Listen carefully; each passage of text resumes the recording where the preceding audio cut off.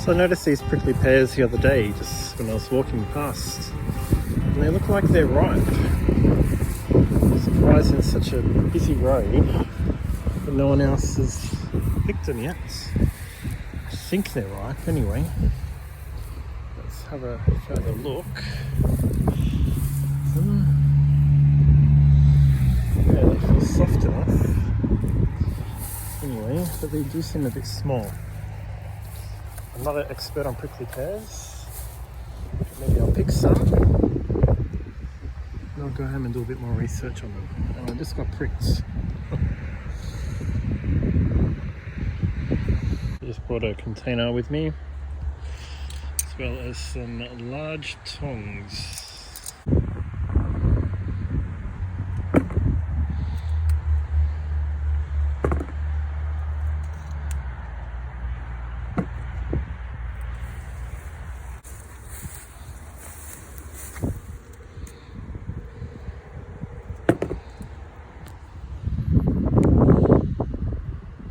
Trying to get the darker, softer ones. Hey.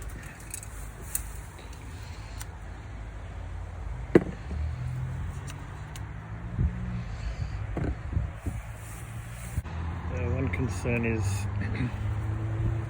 they don't seem big enough and the birds aren't eating them yet.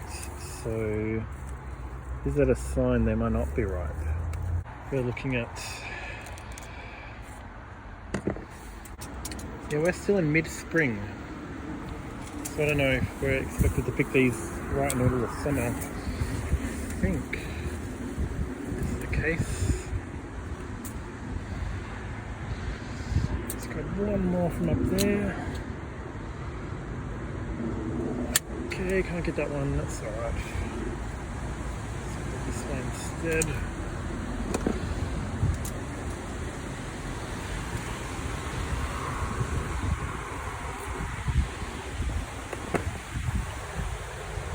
Let's leave the rest just in case I'm a bit early. I'll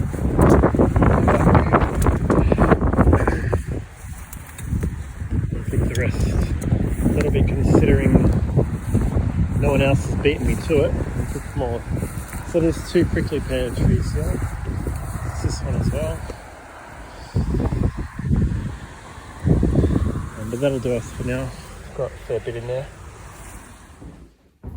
Okay, so back home now with the prickly pears. This is a couple of days later too. Now when I was younger, these used to be around a lot more. They used to be growing in a lot of people's backyards and the people would eat the fruit. So a lot of my friends, their parents, more likely to have them if they were European, like French or Italian or Greek. But you don't find them much these days, because I also used to see them at the fruit grocer when I was a kid, and even sometimes in the supermarket you could buy them. And you can't see them for sale anywhere anymore. And I've looked it up. So this is an invasive species to Australia, and that's one of the reasons why. So now you're not allowed to be selling this fruit, and you're not allowed to be giving them away either. And depending on where you live in Australia, if you see one of them, you're meant to call the environmental agency, and they're going to come out and try and kill it off as a weed. So that's why you don't really find these anymore. And when I was driving back after picking them, I noticed the paddock next to where I got these from, the council were mowing the grass there. And I'm assuming they're probably going to go to the paddock where these were after that one and maybe get rid of the cactus tree.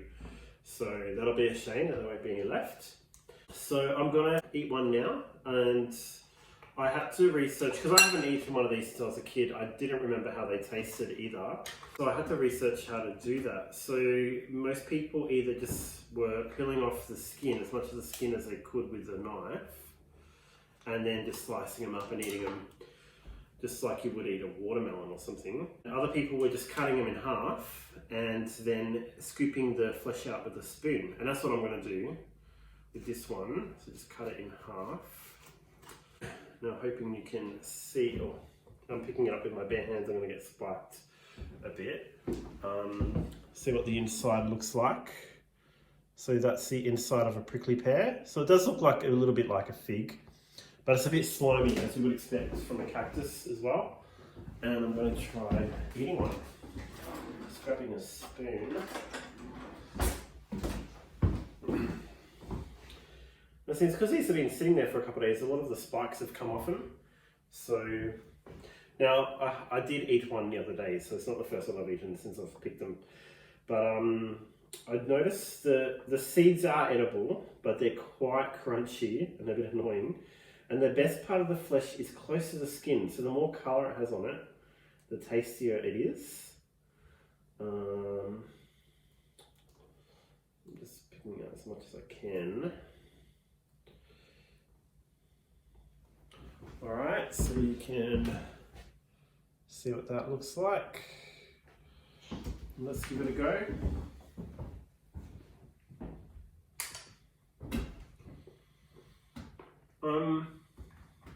The flavour's really interesting.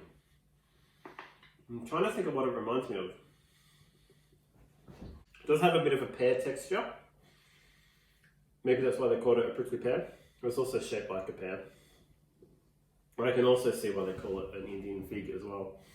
It's definitely got fig qualities about it. But it's a bit aromatic, a little bit sweet. And the seeds are really crunchy, but they're not crunchy in a bad way. They're a little bit annoying crunchy, but not too bad. This is only one type of prickly pear. There's heaps of different types out there as well. I don't know what the other ones taste like, but a lot of the other ones, like you can get them green or yellow as well. And a lot of the other ones they seem to be a bit bigger than these ones. This is about the size of a fig. Normally they'd be about the size of a pear. So that's the prickly pear. So if you find any in Australia, do call the Environmental Agency to come and destroy the plants. But if you can, pick some of the fruit for yourself first as well. And so you can also make jam and certain sauces out of these as well. There's different ways to prepare them for that. Because I've got quite a few left, I might do that with the rest, so I'll make a separate video though as well. Alright, I hope you like this video. Like and subscribe if you are interested in foraging and gardening and just general lifestyle stuff. Thanks.